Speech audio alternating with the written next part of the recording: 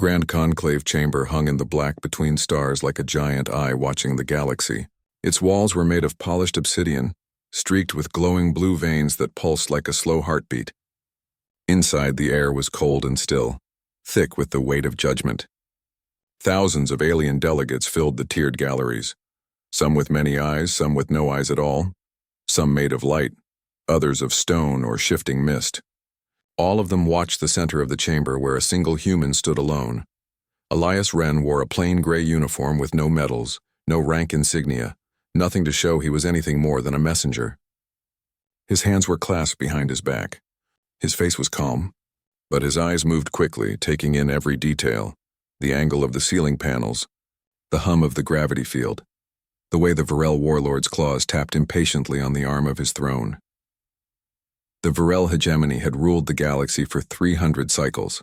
They were tall, armored beings with thick exoskeletons and voices like grinding rock. Their leader, High Marshal Vorak, sat at the head of the council dais, his 4 red eyes fixed on Elias like a predator waiting to pounce. "You stand accused," Vorak said, his voice amplified by the chamber's acoustics so that it echoed like thunder. "Your species, Earth, violated the Treaty of Celestial Neutrality. You deployed warships into the Qatari expanse without council approval. You fired upon Varel patrol vessels. You threatened the peace of this galaxy." A murmur rose through the galleries. Some species hissed. Others clicked their mandibles in agreement. A few remained silent, watching closely. Elias did not look at Vorak. He looked instead at the presiding arbiter, a massive, gelatinous being from the Ulani collective, floating in a transparent tank filled with nutrient fluid. The arbiter pulsed slowly, its thoughts unreadable. "The evidence is clear," Vorak continued, gesturing to a hologram that flickered to life above the chamber floor. It showed grainy footage of human ships, small boxy vessels with no visible weapons, moving near a Varel outpost. Then came the explosion, a flash of light. "Silence. Your ships attacked first," Vorak declared. "You left us no choice but to respond with force." "Now Earth must be punished. Your fleet will be dismantled, your colonies placed under hegemony supervision, your species contained." The word hung in the air like a death sentence. Elias finally turned to face Vorak. He didn't raise his voice. He didn't show anger. He simply said, "You're wrong." Vorak laughed, a dry, rattling sound. "Wrong? The proof is before you. The council has seen it. Your guilt is undeniable." Elias took one step forward. The chamber's gravity field adjusted automatically, but he barely noticed. "You showed them edited footage," he said. "You cut out the part where your patrol ships opened fire on unarmed human survey drones. You erased the logs that prove your ships entered the Qatari expanse first, without council clearance." Gasps rippled through the galleries. Vorak's mandibles twitched. "Lies," he growled. "Human lies."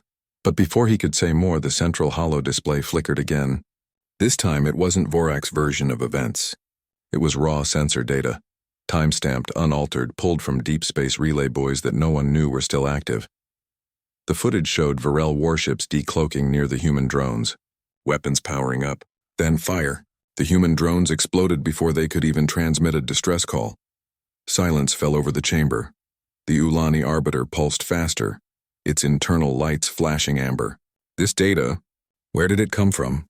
it asked, its voice bubbling through a speaker. Elias turned to face the entire council. "From your own network," he said. "From relay stations you thought were dead. From signal echoes bouncing off asteroid belts. From old satellites you dismissed as space junk." He paused, letting the truth sink in. "You assumed we were too primitive to understand your systems. Too weak to fight back. Too quiet to matter." Vorak rose to his full height, his armor clanking. "This is trickery." "Human deception." "No," Elias said calmly. "This is Rul1. The words landed like a stone in still water. Confusion spread through the chamber. Delegates leaned toward their neighbors, whispering. "What was Rul1? It wasn't in any treaty. It wasn't in the Galactic Codex." Vorak sneered. "There is no rule number 1, you make it up as you go." Elias shook his head. "Rule number 1 isn't written down. It's learned. It's remembered. It's this. Never assume your secrets are safe from a species that taught itself to speak using radio waves. And then use those same waves to listen to your private comms for the last 12 cycles." A stunned silence followed. Then, Chaos, delegates shouted. Some demanded verification. Others called for Vorak's immediate censure. A few Varel officers in the gallery reached for their sidearms, but council enforcers, tall silver-skinned beings with stun rods, moved swiftly to block them. The Ulani arbiter raised a pseudopod. Order! The conclave is not a battlefield! But the damage was done. Trust had cracked. The hegemony's perfect image, the invincible peacekeepers of the galaxy, now had a hairline fracture running through it. Vorak glared at Elias, his eyes burning with fury. This changes nothing, he hissed. Earth is still weak, alone. You have no allies, no fleet, no future. Elias met his gaze without flinching. We have something better, he said. We have time. And memory. The arbiter spoke again, its voice heavy with new caution. The council will adjourn for review. Earth's envoy will remain under protection. The Varel hegemony will answer further questions. Vorak let out a low, guttural snarl but said nothing more. He turned and stalked from the chamber, his armored boots clanging against the floor. As the galleries emptied, Elias stood alone once more in the center of the room. His heart pounded, but his face showed nothing. He had bought Earth time, maybe only days, maybe only hours. But time was all they needed, because the real weapon wasn't hidden in a ship or a satellite. It was hidden in the silence between signals, in the patience of a species that had spent centuries listening before it ever spoke, in the quiet understanding that power isn't always loud, and sometimes the most dangerous thing in the galaxy is a human who remembers everything. Outside the chamber, stars burned cold and distant. But on Earth, billions waited. Not for war, not for revenge, for justice. And Elias Wren would make sure they got it, because rule number 1 wasn't just a warning, it was a promise. The Terran embassy hung in orbit around a dead moon, gray and silent like a stone dropped into the endless sea of space. Inside, the air smelled of recycled oxygen and old coffee. Screens lined the walls, flickering with data streams from across the galaxy. Elias Wren stood before the main display, arms crossed, eyes fixed on a star map dotted with red markers. Each one a Varel military outpost, 72 hours. That was all the time Earth had before the Galactic Council made its final decision. Not because they believed Earth was innocent, but because they now suspected the Varel hegemony had lied to them for years. Captain Lyra Tov entered the room, her boots clicking against the metal floor. She was tall, with short black hair and sharp eyes that missed nothing. She carried a data pad in one hand and a cup of steaming tea in the other. They're watching us, she said, nodding toward the window. Outside, 2 council patrol ships drifted nearby, their hulls dark and smooth. Not enemies. Not yet allies. Elias took the tea without a word. Good, let them watch. Lyra tapped the data pad. The Ghost Fleet is ready. Elias turned. All of it? Every drone. Every probe. Every old comms buoy we left behind over the last 20 years. They're all awake now, listening, recording. The Ghost Fleet wasn't made of warships. It was made of forgotten things. Tiny machines no bigger than a hand, disguised as space junk, floating near trade lanes, relay stations, even Varel supply depots. For years they had done nothing but drift. Now they were Earth-size in ears. You think Vorak knows? Lyra asked. He suspects, Elias said, but he doesn't understand. He thinks war is won with guns and armor. He doesn't realize the real battle is fought in silence. Just then, an alert flashed on the main screen, a priority message encrypted with a Silthian cipher. Lyra frowned. That's Kalen. Kalen was a junior delegate from the Silthian Concord, a small, peaceful species long crushed under the hegemony's rule. They had no army, no fleet, only quiet minds and careful words. But they had sent Elias a message during the conclave. A warning, Lyra opened the message. The screen showed Kalen's face, pale, wide-eyed, speaking in a whisper. They're planning something worse, Kalen said. Not just sanctions. Not just war. They're targeting the core singularity. Elias went very still. The core singularity was the heart of the galaxy, a massive artificial black hole stabilized by ancient technology. It powered every jump gate, every comms array, every life support system in civilized space. If it failed, billions would die in minutes. If it was destroyed, the galaxy would fall into darkness. Why would Vorak risk that? Lyra asked, her voice tight. Because he's losing, Elias said. The council is turning against him. His allies are doubting him. If he can't control the galaxy through order, he'll burn it down and rule the ashes. He walked to the window, staring at the distant stars. He thinks no one can stop him. He thinks we're too weak, too slow, too human. Lyra joined him. What do? We show him what human means. Back at the Varel command fortress on their homeworld, Vorak paced like a caged beast. His advisors stood in silence, afraid to speak. The conclave had humiliated him. The footage Elias revealed had spread like fire through the galactic networks. Protests flared on neutral worlds. Even some Varel colonies questioned his orders. We must act now, one advisor finally dared to say. Before Earth exposes more, Vorak stopped. Send the Reapers. The Reapers were not ships. They were elite assassins, cybernetically enhanced warriors trained to kill diplomats, sabotage stations, and vanish without a trace. Their mission was simple: destroy the Terran embassy, make it look like an accident, kill Elias Wren before he could speak again. Hours later, 3 Reaper pods detached from a hidden Varel freighter and drifted toward the dead moon. They moved without lights, without signals, like ghosts in the void. But they were not alone. A tiny drone, no bigger than a coin, floated near a broken comm satellite. It had been there for 8 years, powered down, forgotten. Now its sensors activated. It saw the Reaper pods. It recorded their heat signatures, their trajectory, their encrypted comms burst. Within seconds, the data was sent, not to Earth, but to a relay hidden inside a Council supply ship. From there, it bounced through 6 different networks before landing on every major newsfeed in the galaxy. The headline spread in 1,000 languages. Virel assassins sent to silence Earth envoy. The backlash was instant. On the free trade world of Xylos, merchants shut their markets in protest. On the ocean planet of Nalthar, citizens flooded the streets holding signs with human faces. Even the Ulani Collective issued a rare public statement.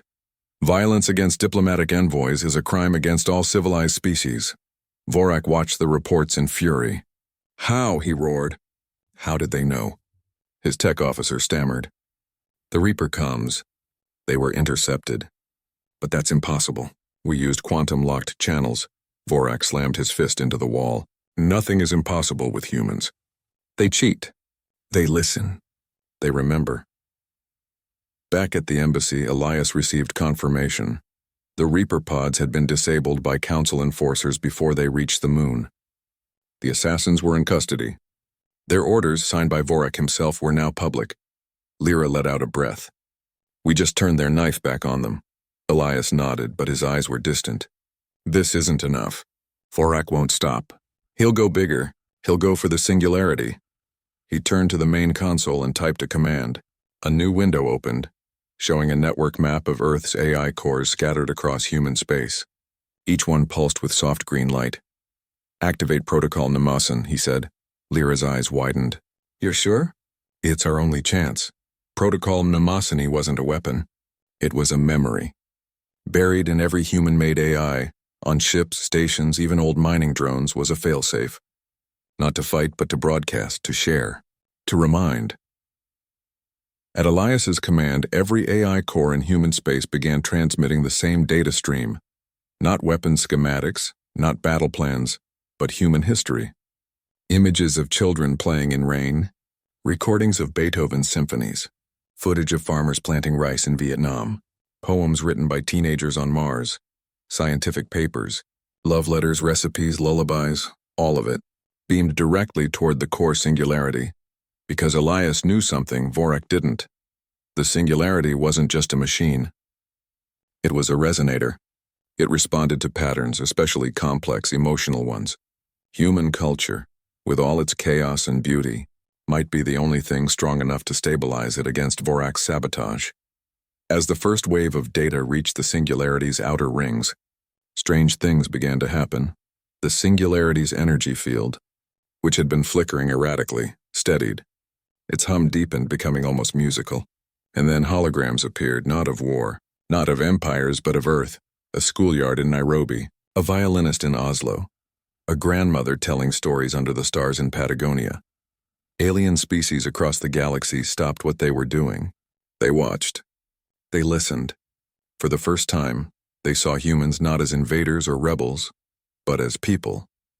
On a Varel dreadnought near the galactic core, a young engineer named Taylor, conscripted from a conquered world, watched a hologram of a human child laughing as it chased a dog through a field. Tears filled her eyes. She hadn't seen a dog in 10 years. She hadn't laughed in longer. She looked at her console. Vorak's final order glowed on the screen. Deploy gravitic mines at Singularity Stabilizer Ring 7. Her hand hovered over the execute button. Then she shut it down, one by one. Across the fleet, others did the same. Vorak's plan was unraveling, not by force, but by feeling. Back at the embassy, Elias watched the reports come in. Ships refusing orders, crews mutinying, worlds declaring independence from the hegemony. Lyra stood beside him. It's working. Elias nodded, but his face was grim. Vorak won't accept defeat. He'll come himself. And as if on cue, a new alert flashed. 3 Varel dreadnoughts, led by Vorak's flagship, the Iron Maw, had vanished from their dockyards. Their last known heading, the core Singularity, the final move had begun. Elias turned to Lyra. Get the Resolute ready. We're not waiting for them to come to us. Where are we going? She asked.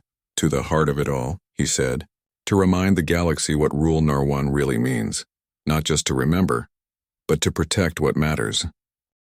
The core Singularity hung in the center of the galaxy like a sleeping god. It was not a natural black hole, but a machine built by ancient hands long gone.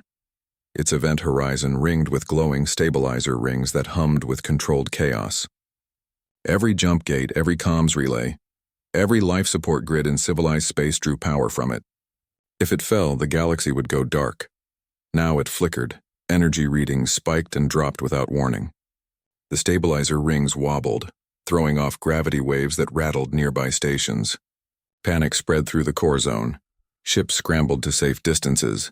The Council sent emergency teams, but none could get close. The Singularity's field was too unstable, and then the Varel dreadnoughts arrived. 3 massive warships emerged from warp space, their hulls scarred from recent battles. At their head flew the Iron Maw, Vorak's personal flagship, its armor blackened by fire and pride. No signals came from them, no hails. They moved with grim purpose toward the Singularity's inner ring. Inside the Yun's Resolute, Elias Wren watched the feed from a long-range probe. His face was pale but steady. Beside him, Captain Liratov gripped the edge of the console. They're going to plant gravitic mines, she said. Not to destroy the Singularity, but to twist it. Turn it into a weapon, Elias nodded. A reality bomb. One pulse and every system outside hegemony control vanishes from space-time. Billions gone in a blink. We can't stop them with force, Lyra said.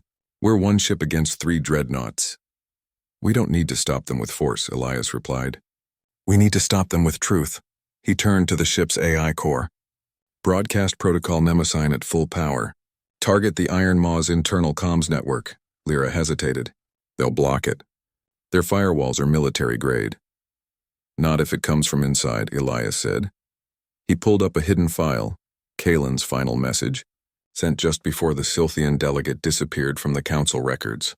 Hidden in the audio was a backdoor code, a gift from a species that had suffered under the hegemony for generations. The Silthians had built the Iron Maw's original comms array. They knew its weaknesses. The Resolute fired a tight beam transmission. Not a weapon, just data, a whisper in the dark. Inside the Iron Maw, alarms blared. Vorak stood on the command deck, his claws gripping the railing. What is this? He snarled. Unknown signal, a tech officer stammered. It's bypassing our filters. It's playing on every screen, suddenly. Every display on the ship lit up, not with battle data, but with images, a human child, planting a tree, an old man teaching a robot to dance, a scientist weeping as she held the first photo of an exoplanet with life. A song sung in a language no alien had ever heard. Shut it off, Vorak roared.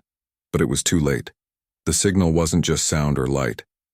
It carried emotional resonance, patterns that human AI had learned to encode into quantum data streams. The same patterns that had calmed the Singularity now seeped into the minds of the Iron Maw's crew.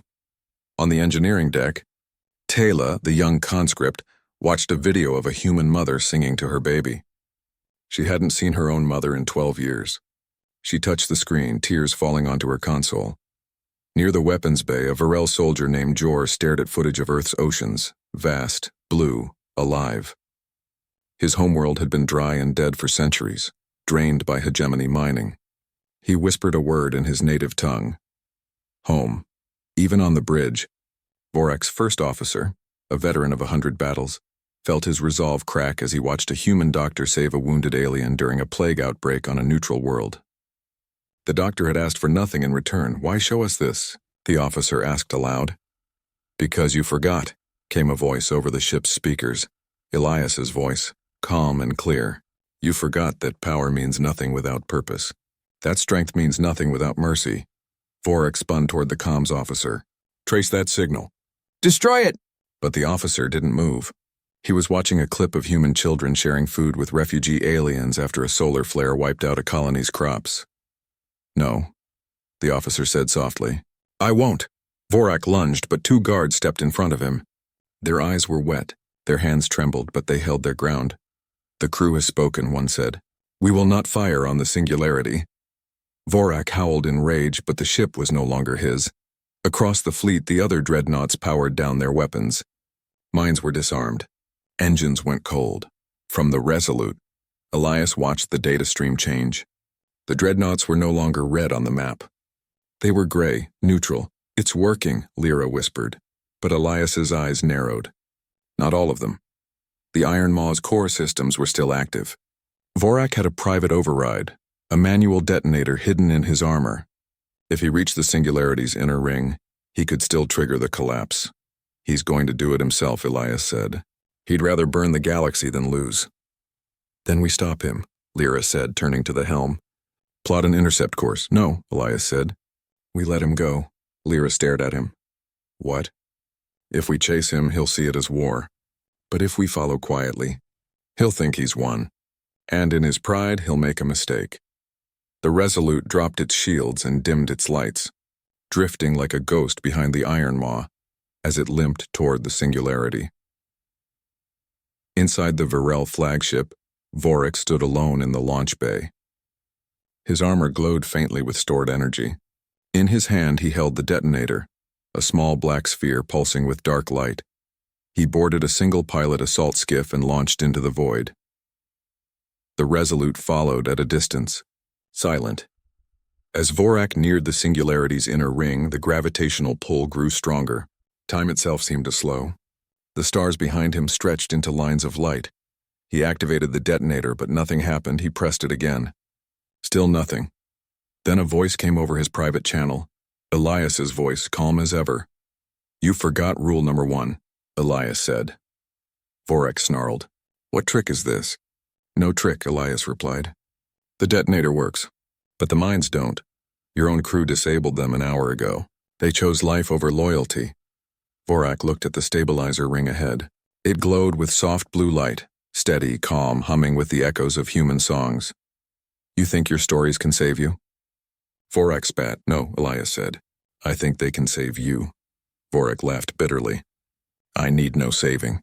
But as he stared at the Singularity, something shifted. For the first time in his life, he saw not a weapon, not a tool, but a mirror. And in it, he saw the faces of all the worlds he had crushed, the lives he had erased, the silence he had forced upon the galaxy. His hand trembled. He dropped the detonator. It floated away harmless. Then he opened his comms to the entire galaxy. I surrender, he said, his voice broken. The words echoed across every channel, every world, every heart. On the Resolute, Lyra let out a breath she didn't know she was holding. It's over. Elias shook his head. No, it's just beginning. Because the real victory wasn't in stopping Vorak, it was in showing the galaxy that even the hardest heart could remember what it meant to be alive, and that was the true power of Rul1. The galaxy held its breath. Vorak's surrender echoed through every comms channel, every news feed, every public square from the icy rings of Krellis to the floating cities of Ulani Prime. For the first time in 300 cycles, the Virel hegemony had no leader. Its fleet stood still. Its governors waited. Its people, conscripted, silenced, and starved of hope, looked up at the stars and wondered if freedom was real. On Earth, billions watched the broadcast in silence. In Nairobi, children paused their games. In Tokyo, workers stopped on crowded streets. On Mars, miners gathered in domes to listen. No one cheered, not yet. They had seen too much war to celebrate before the peace was certain. But on the UN's Resolute, orbiting near the core singularity, Elias Wren felt no triumph. Only exhaustion. He sat alone in the observation deck, staring at the glowing rings of the stabilized singularity. Human music still played softly through its field. Beethoven, a lullaby from Kerala, a folk song from the Andes, each note weaving into the fabric of space-time like threads of light. Captain Lyra Tov entered quietly, holding 2 cups of tea. She handed one to Elias without a word. "They're calling for you," she said after a while. "The council. They want you to speak at the emergency session." Elias sipped his tea. "What do they expect me to say? Thank you for not destroying us?" "They want to make Earth a full member," Lyra said. "Equal voting rights. A seat on the High Conclave. Everything we've asked for." Elias looked at her. "And what do you think?" "I think we earned it," she said firmly. "We stopped a war without firing a shot. We exposed lies with truth. We reminded the galaxy that power isn't just about weapons, it's about wisdom." Elias smiled faintly. "Wisdom? I just played old videos and sent songs into a black hole." "You reminded them what it means to be alive," Lyra said. "That's not nothing." Back on the Varel homeworld, chaos had turned to quiet rebellion. Without Vorak's iron grip, the hegemony crumbled from within. Governors declared independence. Slave colonies rose up. Factories that once built warships now repaired hospitals. And in the capital city, citizens gathered in the Great Plaza, not to fight but to talk. Among them was Taylor, the young engineer from the Iron Maw. She stood on a broken statue of Vorak, holding a datapad that played a human film, Spirited Away. Around her, former soldiers, factory workers, and children watched in awe. No one spoke. They just listened to the music, watched the colors, felt something stir inside them that they had long forgotten. Wonder. Meanwhile, the Ulani Collective convened an emergency tribunal. Vorak, now in custody, floated in a transparent cell filled with memory fluid, a substance that forced the mind to relive every choice it had ever made. He saw the faces of those he had ordered killed. He heard their final words. He felt their fear, their hope, their last breaths. He did not speak. He only wept. The council debated his fate for days. Some called for execution, others for exile. But Elias sent a single message: let him remember. That is punishment enough, the council agreed. Now the galaxy faced a new question: what comes after Empire? The emergency session of the Grand Conclave was unlike any before. The obsidian chamber was still, but the air hummed with something new. Uncertainty, yes, but also possibility. Delegates arrived not in armor, but in robes of peace. The Varel seats stood empty, draped in gray cloth. Elias entered alone. No guards, no entourage. Just a human in a gray uniform, walking slowly to the center of the chamber. The Ulani Arbiter pulsed gently. Earth Envoy Elias Wren. The Conclave acknowledges your role in preserving galactic stability. In recognition, we offer Earth full membership, equal voice, and permanent representation. A murmur rose. This had never been done for a Class 3 species. Never for one so young, so small, so quiet. Elias bowed his head slightly. I thank the Conclave. Then he paused. But Earth does not accept. Silence. Even the air seemed to stop moving. The Arbiter rippled in confusion. You refuse? We do not seek a seat at your table, Elias said, his voice clear and calm. We seek to build a new one. He turned to face the galleries. For centuries, this council has judged species by their weapons, their fleets, their obedience. But rule number 1 teaches us something different, that every civilization has value, not because of what it can destroy, but because of what it can share. He raised a hand, and the central holo display lit up, not with battle data, but with a simple image, a child's drawing of Earth and alien worlds holding hands under a rainbow. Earth offers not power, Elias said, but partnership. Not dominance, but dialogue. We propose a new charter, one where no species is contained, no culture erased, no voice silenced. He looked at the empty Varel seats.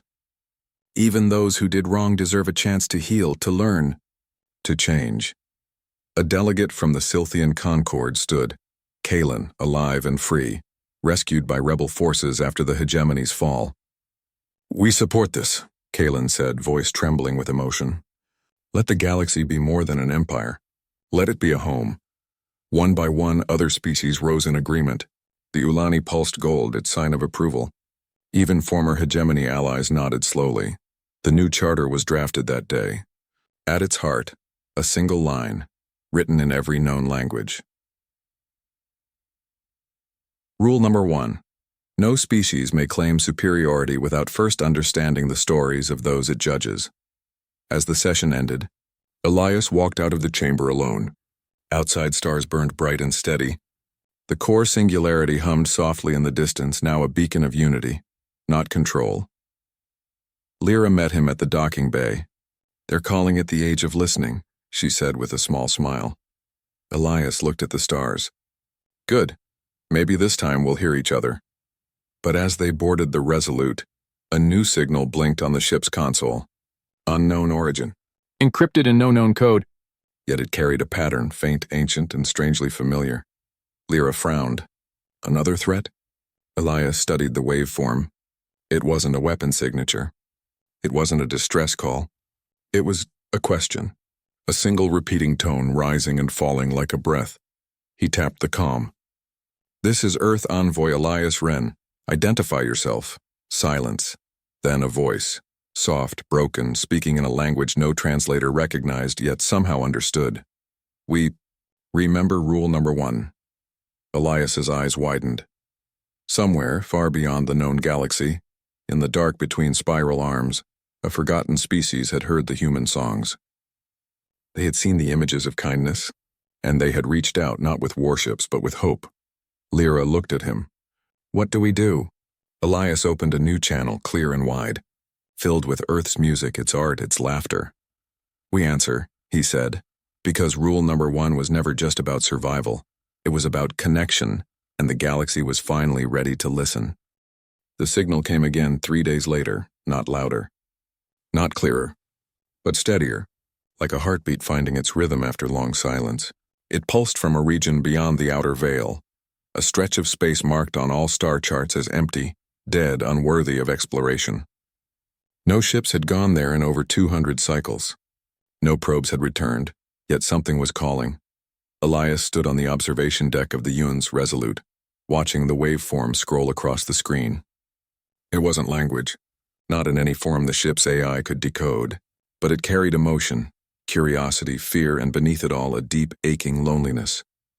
"They're waiting for us to answer," Lyra said, standing beside him. She held a data pad showing the latest council reports. The new charter was spreading. Former hegemony worlds were forming peace councils. Schools were teaching human history alongside galactic law. Children on a dozen planets now knew the words to Twinkle, Twinkle, Little Star. But this signal, this was different. "It's not a request," Elias said quietly. "It's an offering." He turned to the comms console and opened a new channel. No encryption. No filters. Just raw transmission, Earth's voice unguarded. He sent a simple package. A recording of rain falling on leaves, a child humming a tune, the sound of wind through wheat fields, and a single spoken sentence in 20 languages.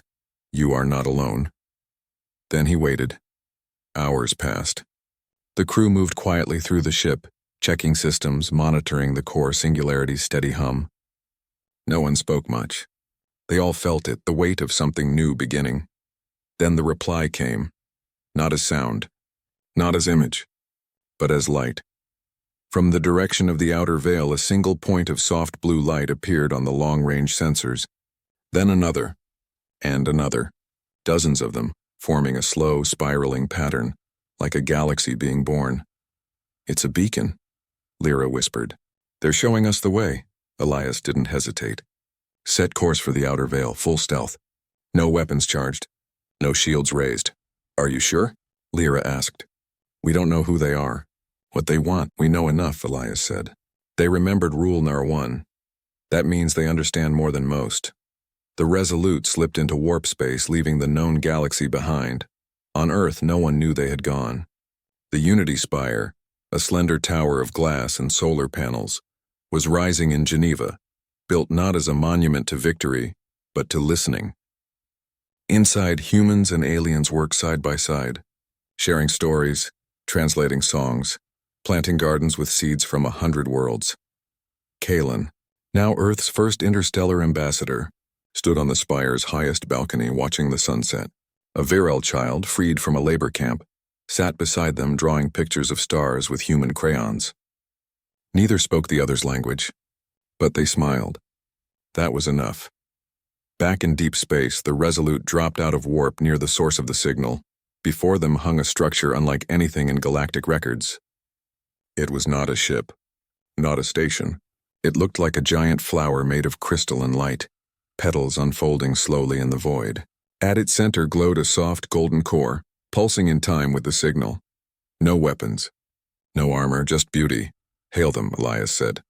Lyra opened a channel. This is the Terran vessel Resolute. We come in peace. Silence. Then the entire structure shimmered. A voice came through, not translated but felt, as if it spoke directly into their minds. We have waited long. Elias stepped forward. Who are you? We were the first listeners. Before empires, before treaties, before war. Images flooded the bridge, not on screens but in their thoughts. A species of gentle beings, tall and luminous, who once traveled the galaxy not to conquer but to learn. They built the early relay networks. They taught young species how to speak across stars. But when the age of empires began, they withdrew, hid, waited. We thought no one would remember Rule Number 1, the voice said. Until we heard your songs in the singularity. Elias's throat tightened. We didn't mean to find you. We only meant to stop a war. But you chose memory over violence. That is rare. The crystal flower opened wider. A path of light formed, leading to its center. An invitation, Lyra looked at Elias. Do we go in? He nodded. Rule Number 1 isn't just for enemies. It's for everyone. They boarded a shuttle and followed the light. Inside, the air was warm and smelled like ozone and blossoms. The beings, tall, glowing figures with eyes like liquid silver, waited in silence. One stepped forward and placed a hand on Elias's chest, not to harm, but to feel his heartbeat. You carry many stories, it said. And you? Elias asked. We carry silence. But silence is not empty. It is full of waiting. They showed Elias and Lyra their archives, not databanks, but living memories stored in light. They had watched Earth for centuries, seen humans argue, fight, destroy, but also heal, build, dream. They had almost given up hope, until the day human music touched the core singularity. Now they wanted to return, not as rulers, not as teachers, but as neighbors. When Elias and Lyra returned to the Resolute, they carried a gift, a small crystal that hummed with the first listener's knowledge. Not weapons, not power, but understanding. How to grow food in dead soil, how to heal minds broken by war, how to speak without words. As the ship turned toward home, Elias looked at the stars. The galaxy was changing, not with explosions, not with declarations, but with quiet choices. Of kindness over fear, of listening over shouting, of remembering over forgetting. Back on Earth, the Unity Spire reached its final height. At its peak, a new beacon lit up, not for war, not for warning, but for welcome. It broadcast a simple message in every known language, and now in one more. All are welcome here. Months later, Elias stood on a hill outside Geneva with Lyra and Kalen. Below them, children from 20 species played together in a field. Virel, Ulani, Sylthian, human. They laughed, argued, shared snacks, and drew pictures in the dirt. No one wore uniforms. No one carried weapons. They just were. Lyra handed Elias a cup of tea. Do you think it will last? Elias watched a Virel child carefully hand a human child a flower. It won't be perfect. There will be mistakes. Old fears will return. But now we have Rule Number 1, he sipped his tea. And that's enough to start. Far above, in orbit, the Resolute floated quietly. Its comms array remained open, always listening, always ready to answer, because the galaxy was no longer a place of empires, it was a place of stories and humanity. Once seen as weak, small, and late to the stars, had taught it the most powerful truth of all, that the strongest thing in the universe is not a weapon, not a fleet, not even a law. It is the courage to say, tell me your story, and the kindness to listen when they do. Rule Number 1 was never about winning. It was about never forgetting that every being, no matter how different, carries a world inside them. And that world is worth hearing.